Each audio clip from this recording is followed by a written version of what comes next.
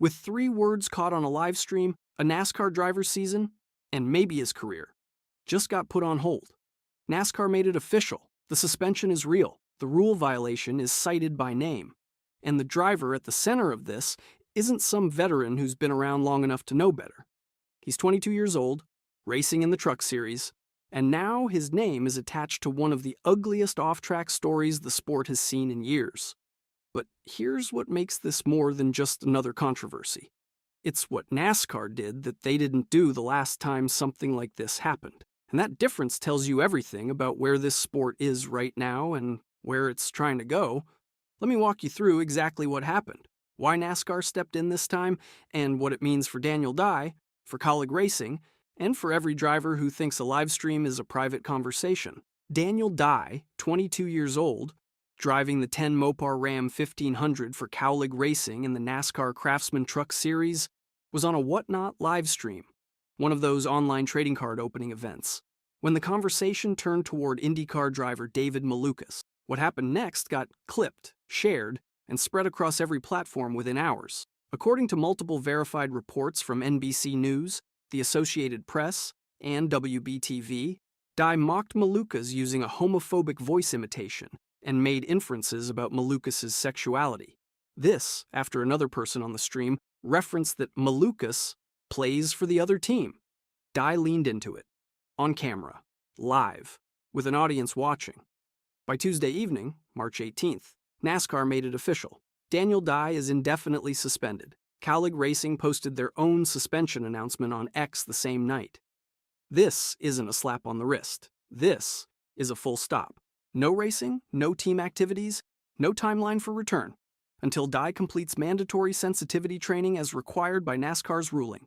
The rule NASCAR cited is Section 4.3c of the NASCAR Rulebook. That rule states, in plain language, that NASCAR members shall not make a public statement or communication that criticizes, ridicules, or otherwise disparages another person based upon that person's race, color, creed, national origin, gender, sexual orientation, marital status, religion, age, or handicapping condition. Sexual orientation is in that rule. NASCAR pointed to it by name, and they enforced it, which is the part of this story that doesn't end with the suspension announcement. But that's only half the story.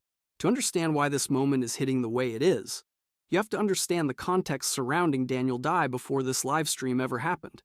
This is not a driver who needed another complication. He's 22, from the Daytona Beach area of Florida.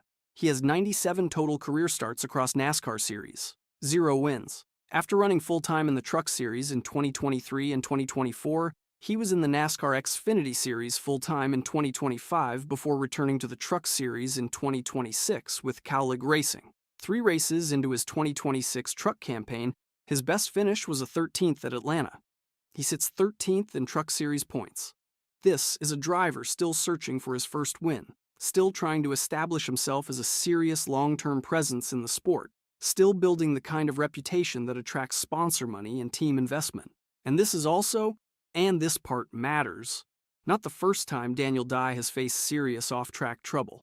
Back in 2022, when he was racing in ARCA at just 18 years old, Dye was arrested in Daytona Beach after an incident at a high school in which he was charged with felony battery. The allegation was that he punched a classmate in a manner that required the victim to be treated at a hospital.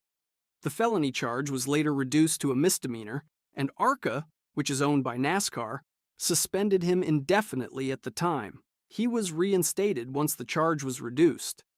Most people in the racing world knew about that incident. Some gave him the benefit of the doubt because of his age. Some didn't. Either way, that history now sits right next to this live stream moment. And it raises a question that people across the sport are already asking. At what point does a pattern stop being a young driver making mistakes and start being something more fundamental? And then came the part nobody saw coming. Here's the strategic breakdown of how this thing unfolded. Because there is a tactical dimension to how NASCAR handled this that deserves real attention. The Whatnot live stream was not an official NASCAR event. Dye was opening trading cards, not sitting in a race car. By the standard that NASCAR has applied in the past, and we will get to that in a moment, this was off-track conduct, off-platform, outside any sanctioned activity. NASCAR could have deferred to cowlick racing the way they have before in similar situations. They did not defer.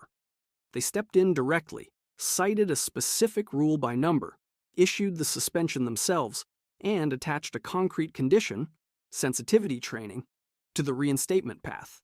That is a deliberate enforcement decision. It is not accidental. NASCAR's communications team does not issue formal suspensions citing rulebook sections unless they have made an intentional choice to send a message. And the message here is that Section 4.3c applies everywhere. On track, off track, on a live stream from your living room, on a trading card show on a platform most of your fans have never heard of. You are a NASCAR member when you are racing, when you are not racing, when you are on camera, and when you think nobody important is watching. Now here is why that is significant, and it requires looking back to a case that this one will inevitably be compared to.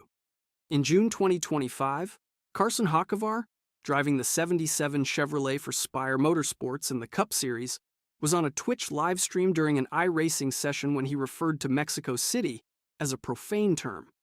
The incident was caught on stream, spread immediately, and Spire Motorsports announced they would fine him $50,000 and require mandatory cultural sensitivity and bias awareness training. He was not suspended from competition. NASCAR was notified. NASCAR issued no suspension. The team handled the discipline, and NASCAR confirmed that the team-imposed penalties satisfied the sanctioning body's requirements. Hocevar moved on. He is now racing the '77 Chevrolet for Spire Motorsports in the Cup Series on a multi-year deal. So you have two incidents, two live streams, two drivers caught on camera using language that is by any standard indefensible. One incident draws a team fine and mandatory training with no suspension from competition. The other draws a direct NASCAR suspension with a formal rule citation and a mandatory training requirement before reinstatement is even possible. The research document does not state explicitly why NASCAR treated these cases differently, but the facts are there to examine. The Hocevar incident involved disparaging remarks about a city and a country. Terrible. But NASCAR deferred to the team for discipline.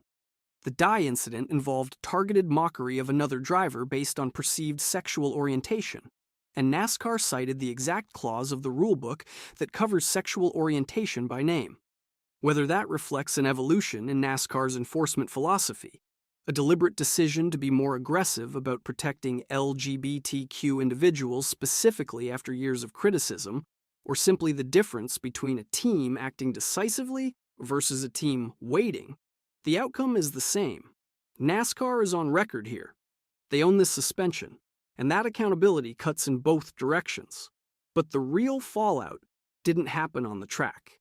Dye's response came the same evening the suspension was announced. He posted on social media with a statement that reads, "In full, according to NBC News and the Associated Press, I chose my words poorly, and I understand why it upset people. I'm sorry to anyone who was offended. That's not how I want to represent myself." He went further in an extended portion of the statement, saying, "I have some close friends in the LGBTQ+ community who would never want to feel less of themselves because of what I said. And that's exactly why I should hold myself to a higher standard. I didn't think enough before I spoke, and I in no way meant any harm. I know that intention does not erase impact, and I need to do better." The language in that apology is notable. He acknowledged the community by name. He did not attempt to reframe the comments or minimize what people heard. He explicitly said intention does not erase impact, which is a direct engagement with the argument that "I didn't mean it that way" is not a sufficient defense.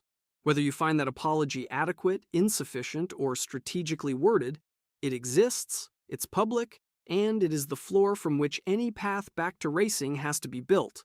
David Malukas, the IndyCar driver at the center of this, is 24 years old, drives for Team Penske in the NTT IndyCar Series, and is the son of Lithuanian immigrants. He is not publicly identified as a member of the LGBTQ community. He has been seen on social media with someone he appears to be dating. He did not directly mock or initiate any confrontation with Dye. He was the target of someone else's attempt at a joke, and his name got attached to a NASCAR suspension story that he had no role in creating. Cowlick Racing's announcement on X was brief. confirmed the suspension aligned with NASCAR's ruling and offered no timeline for Dye's return. No sponsor statements have been issued as of this report.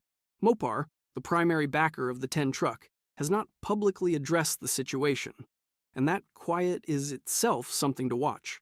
The last thing a sponsor tied to a Ram truck wants is their brand living in the same news cycle as a homophobia controversy, even if no formal sponsorship action has been taken yet.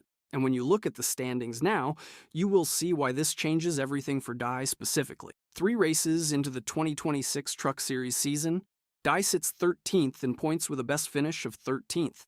That is not a position of strength. He does not have wins to protect. He does not have playoff points banked. He does not have a reputation built on track results that creates a buffer when things go wrong off the track. He is, by the math of where he stands right now, a driver who needs every single race to build momentum. And he is going to miss at minimum the next several races while the sensitivity training requirement is met, and NASCAR reviews whether reinstatement is appropriate. The Truck Series does not have a generous schedule.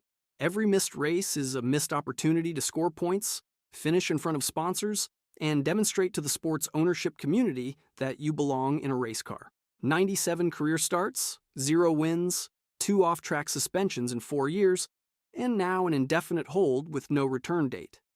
The business case for Daniel Dye, the argument that a team owner makes to a sponsor or an investor when they say, "This is the guy we're betting on," just got significantly harder to make.